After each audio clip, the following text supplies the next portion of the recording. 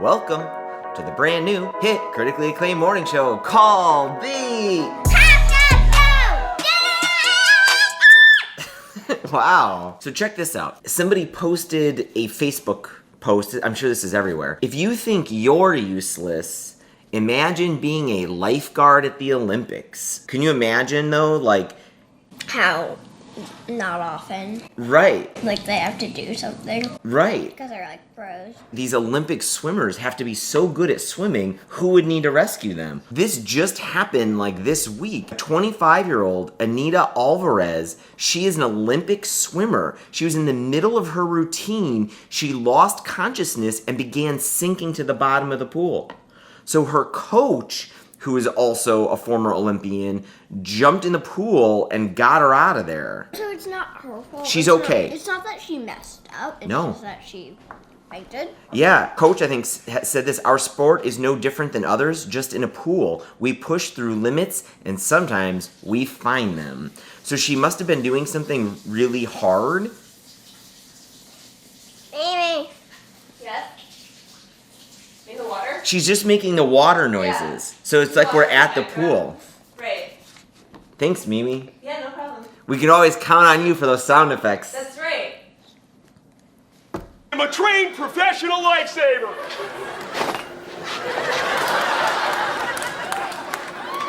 You're not. Let's go.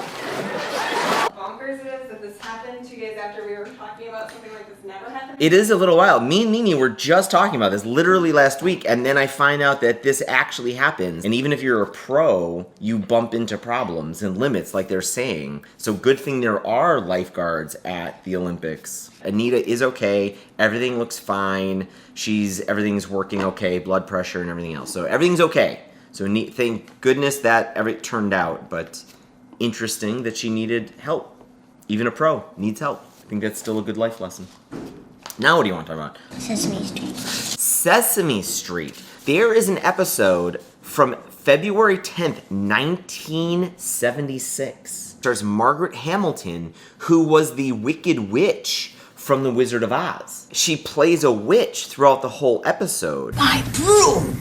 What's he doing with my beautiful broom? She wants to get this broomstick back, so she terrorizes somebody in the show. So you want some water? This ought to quench your thirst. Sesame Street was inundated with complaints from parents about the episode, and it never aired on television ever again. I want to see it. We've got to see it. You don't like scary things. What do you even... You won't even read the Harry Potter books. We can find it on YouTube. Nice. All right. You want to hear about the taco thing? Or you got something else you want to talk about? Taco. So there is a taco chain in Europe, and it's blowing up in Europe. Like, everybody loves this place. And it's called O Tacos. A massive tortilla pouch packed with meat, oozy cheese, and fistfuls of French fries. So it's like poutine in a tortilla. Sean, are you out there? I think you've got to tell us, have you had this French taco with poutine inside it? Is that something he would like? I don't know if he likes poutine or not. My friend Sean, big fan of the show. Big reason why we're doing these shows again. He's from Canada, and poutine is a big thing in Canada. I think he likes poutine, a good poutine. He's got to check out these O Tacos. The bad news is there was an O Taco. They opened up an O Taco about 14 months ago in the United States. And it had rats in it. No, it didn't There have. were rats in the tacos. Why would you say that? No. The problem is, it just didn't take off here. They tried it one store and it closed in the United States. Opened in Brooklyn, in New York.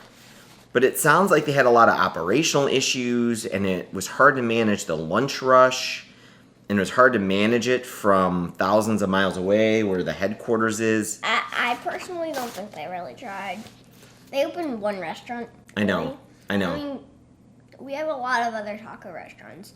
And they open one restaurant, are they going to do anything? I like your thinking. Yeah.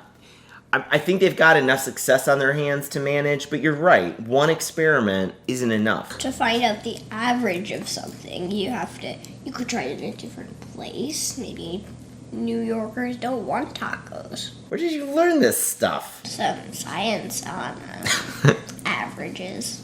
Okay. That's a very good point. Though we didn't get the same average. We didn't do it enough times. That's a really good point. We did it 3 times. Right. You should have done it more like 50 times. That's totally right, dude. You only do something 3 times. That's still not a really good indication of how something is really going to turn out. I mean, if you try something and you fail at it 3 times, maybe you're starting to understand a little bit about what's going on. But yeah, like a coin flip, if something has 50-50 odds and you only do it 3 times, you're either going to get 100%, 0%, or 66%. 66.